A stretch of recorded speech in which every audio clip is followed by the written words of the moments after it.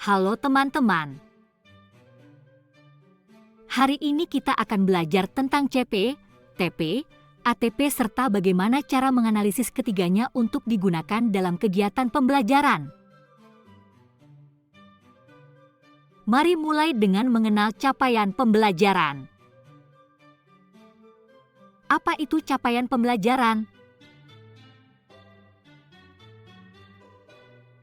Capaian pembelajaran merupakan kompetensi yang harus dicapai peserta didik dalam tiap fase. Fase pondasi. Fase A, B, dan C. Fase D. Fase E dan F. Untuk menganalisis capaian pembelajaran ada hal yang harus diperhatikan. Yuk simak penjelasannya. 1. Kompetensi yang harus dimiliki siswa pada akhir fase. Bu, ini hasil karya siklus air saya. Good job. 2. Mencari kata kunci.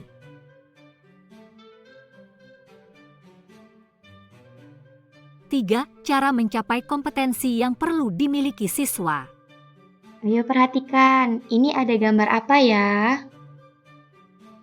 4. Proses belajar seperti apa yang harus ditempuh oleh siswa. Oh, ternyata sebelum jadi kupu-kupu, ulat akan jadi kepompong terlebih dahulu. 5. Materi apa yang akan dipelajari oleh siswa dan keluasan materinya. Duh, perutku sakit.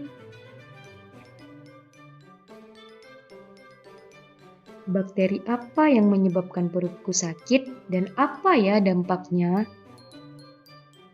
Bagaimana seru tidak? Mari kita lanjutkan dengan tujuan pembelajaran. Apa itu tujuan pembelajaran? Tujuan pembelajaran merupakan bentuk pengembangan ide yang akan dicapai dari kata kunci yang ditemukan di CP. Yang harus dipahami terlebih dahulu adalah tentang bagaimana cara mencari kata kunci. Berikut merupakan contoh dari capaian pembelajaran. Lihat kata setelah audiens atau peserta didik. Kata mengidentifikasi merupakan kata kerja operasional atau kata kunci berupa kompetensi. Selanjutnya diikuti oleh kalimat perubahan wujud zat dan perubahan bentuk energi dalam kehidupan sehari-hari yang disebut dengan lingkup materi atau konten. Kompetensi dan lingkup materi merupakan kata kunci yang harus dipahami untuk menyusun tujuan pembelajaran atau TP. Ayo lihat capaian pembelajaran. Kata yang muncul setelah audiens atau peserta didik merupakan kata mengidentifikasi. Kata mengidentifikasi ini merupakan kata kerja operasional atau disebut dengan kompetensi. Selanjutnya diikuti oleh dua kalimat yaitu proses perubahan wujud zat dan perubahan bentuk energi atau disebut dengan konten. Dari dua konten dan satu kompetensi dapat dibentuk dua tujuan pembelajaran yaitu 1. Peserta didik mengidentifikasi proses perubahan wujud zat dalam kehidupan sehari-hari. 2. Peserta didik mengidentifikasi proses perubahan bentuk energi dalam kehidupan sehari-hari. Alternatif 2. Analisis kompetensi dan konten masih dengan capaian pembelajaran yang sama. Lihat pada bagian kompetensi CP. Kata mengidentifikasi merupakan kata kerja operasional yang termasuk dalam C1. Untuk membuat tujuan pembelajaran yang baru teman-teman hanya perlu mencari kata kerja operasional yang setara dengan kata mengidentifikasi seperti kata menyebutkan, kemudian ditambahkan dengan konten dalam CP. Sehingga terbentuk tujuan pembelajaran yaitu menyebutkan proses perubahan wujud zat. Alternatif 3. Lintas elemen capaian pembelajaran. Perhatikan capaian pembelajaran tersebut memiliki dua elemen yaitu elemen pemahaman IPA dan elemen keterampilan IPA.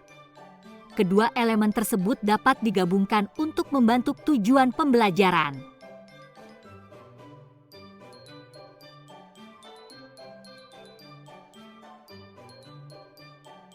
Selanjutnya kita akan membahas alur tujuan pembelajaran. Penyusunan ATP bisa dilakukan dengan banyak cara.